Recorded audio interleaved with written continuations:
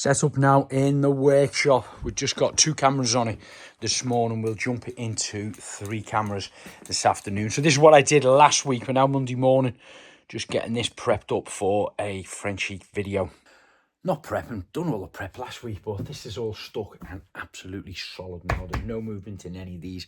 However, you don't just want to jump on them and go hell for leather with your paint on it first. We've got an MDF material and we've got a pine, but see just there where the pine joins, there's a few little gaps that need to be filled, even around edges like this, you know. Now, if this was your woodwork at home and it's already been painted 10 times in a Victorian Georgian style house, you will get little cracks where different materials meet sometimes. So what we want to do is prepare them and get them filled with a cork or a polymer of some sort, dried out, and then it's ready to paint over. Oh no, not yet, because we are going to put some finishing coat on here, Frenchic's finishing coat, which will kind of seal it. It's not really acting as a primer because all Frenchic paints are self-priming anyway. This is just more of a sealing this and sealing this because they're still quite porous materials.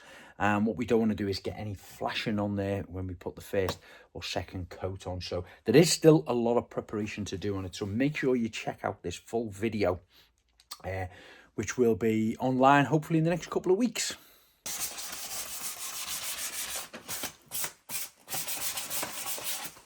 I'm just giving these areas a little bit of a sanding off. What you find is when you've got brand new wood, and this is plain timber, so it's got a very kind of sharp edge on it.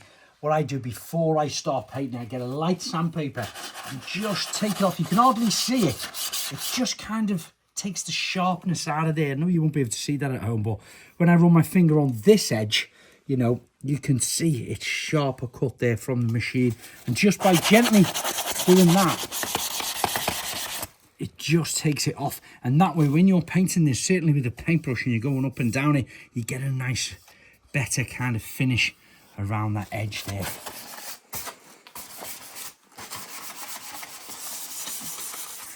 Okay.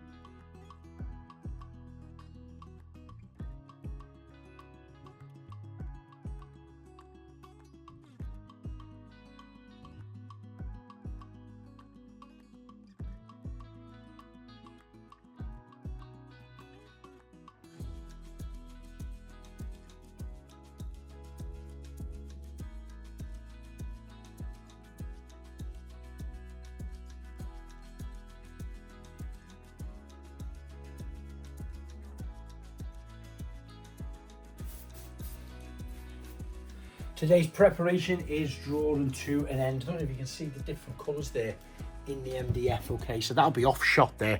Look at all these drips. So this is finishing coat, and one of the pieces I'm doing to camera is generally sealing the surface. Okay, all Frenchic paints are kind of self-priming, so you don't need to prime anything with them.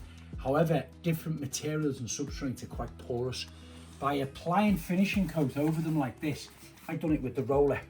Just kind of splat it all on with the roller, left and right and up and down, because it's quick and easy to do. And then I get a brush and just feather it out.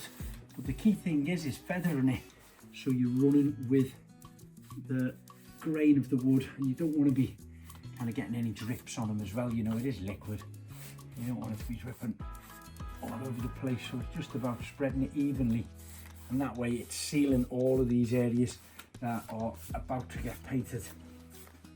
After a couple more coats, I'll see how well this absorbs in there. I'll definitely need a second coat and possibly a third coat, because this MDF is kind of, it's like a sponge, you know what I mean? It really does absorb in, but you're better off using this and sealing it before kind of wasting your paint, because you end up putting 4 or 5 coats on it before you get a good solid finish on it. So finishing coat is the one for sealing the surfaces.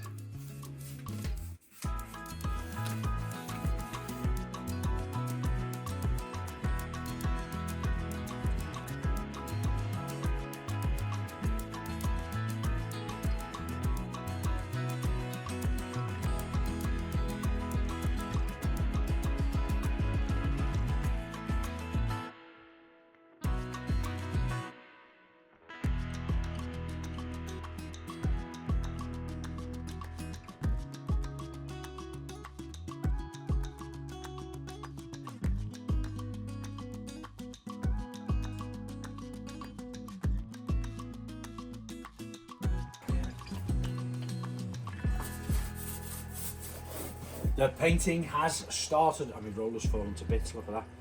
Never good look, is it? Cheap rubbish rollers. Anyway, back to Frenchic shoot. We've got some pieces to camera there. Applying the first coat of Moleskin on, and it's chalk wall paint. I'm covering all the MDF, and I'm actually covering the frame as well. Feathering it off with the brush once it's applied on. That makes it quicker. You put it on with the roller. You don't have to be too neat. As long as you try to spread the paint evenly, and then the brush feathers out any discrepancies in it, any lumps and bumps, making sure you've got no drips in the corners. And then it should dry well. I mean, this first coat is going to dry really good because we put a couple of layers of the finishing coat on there, and to be honest, it does not save your paint. You know, people don't realise. They think, oh, I don't want to put in a layer of finishing coat on because you can't see it, but it's actually just penetrating into the surfaces, sealing them in a way, and also acting like a bit of a base. It is a economical way of saving on your paint. But whatever you do with your roller, feather it over like that with your brush. Try and get a more consistent flat edge on there. We've got the blow heaters on as well, so we're trying to blow dry this as quick as we can, and then I'm going to set up one of the paint sprayers and blast it over with the paint sprayer. I mean, it took me probably an hour to paint this bit here with my brush and my roller, and well, you've just seen it a moment ago on the time-lapse footage, but you watch how quick it is when I use the paint sprayer. This wall paneling is looking good now. That has had 2 coats on. Oops, nearly fell over there. Got the heater on it, trying to dry it out that little bit. But we did 1 coat with a roller and then feathered it out with a brush. A little bit patchy, like you'd expect with the first coat anyway. Not sucking right into the MDF because it was sealed well. But I've just done a very light coat over it with my paint sprayer. Up and down and left to right, just with a very fine mist. And it looked a little bit heavy to start with. It's been about 10 or 15 minutes and it's drying out well now. I'll probably give it another half an hour with the blowers on it as well. Then another little coat on with the paint spray just in these square sections here, and that'll give them edges a little bit more time to dry out. Then we'll get the brush and cut those in with the trim paint, and then it will look boom. Now the first layer of chalk wall paint is right. Camera off this camera. Okay. Start again. Now the first layer of chalk wall paint is dry. You can have a good examine of the area itself. Run across it with your hands, seeing if there's any bits that are maybe standing proud, or you might have got some drips in them that you need to sand out. You can also give it a light little tickle just with something really high sandpaper just across the surfaces like that, because there is dust and molecules in the area which will settle on there. And once you've done that and you rub your hand over it, you can actually feel the difference in there. Done.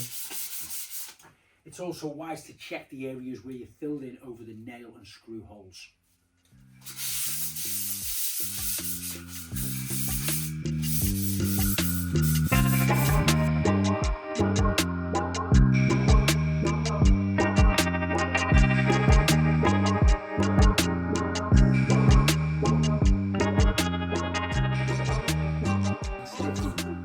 Stephen, do you know what the kids have had delivered to school? A dinosaur. What? A dinosaur? No! Mum said a dinosaur! Chicky Oh, eggs! must be a dinosaur. Got to be a dinosaur. No, it's chicky eggs. Chickosaurus. Chicken. Yes. You know there's chickens that let skull and there's chicken that might. Well, there aren't chickens, are they? What are they at the minute? The eggs at the moment. Don't count your chickens till your eggs are hatched. What are they at the minute? They're eggs, aren't they? So, listen. Doggy woggy! Nice doggy woggy! Nice doggy woggy! I'm going then. I'm going with them. Okay, see you later. Don't you mean woof woof? See you later, alligator! In a while, crocodile. Bye, doggy. See you later. Bye bye. See you later. Watch that step on your way out. Yo, someone got paint on their nose. No! That's me. Go on inside, say mummy wants you. A real life one. I think she's making Close your eyes. Close your eyes. Oh, his face now. There's the paint on it. Oh, paint Close your eyes, everywhere. Nell. I saw you. What was it? You licked your finger and then put it on my nose. Oh. That's what you did. Sorry about that. Go and ask Mummy to wash your face. Got paint all over it. No. Mum's making bum burgers in the kitchen. She is. She said bum burgers for dinner. No, she says mac and cheese. Oh, mac and cheese sounds delicious. No, she said we're making mac and cheese, but Okay. we're eating it. You help. Look, show his belly. Come on, get out. Go on in the house. Go and get ready. Put paint on your nose. If you get paint on your school uniform, there's going to be trouble. This is Nellie's school summer Big Summer trouble in outfit Little today. China. Summer outfit. Where is the Very mirror? fun, though. Where is the mirror? Oh, lovely. You're going to show Stephen it? Okay, magic. Magic. Yeah, there's the mirror. There's the mirror. Paint on my nose. Hey, There's Stephen, no look at it. paint on my nose. Wow, it's beautiful. And a heart as well. Yeah. The first coat of trim paint is now applied as well, just with a paintbrush around all the pine areas. It's looking good, but it's not looking perfect yet. We'll let that dry for a couple of hours and then hopefully get another coat on it tonight. If not, we'll do the first coat in the morning and then it will look fantastic.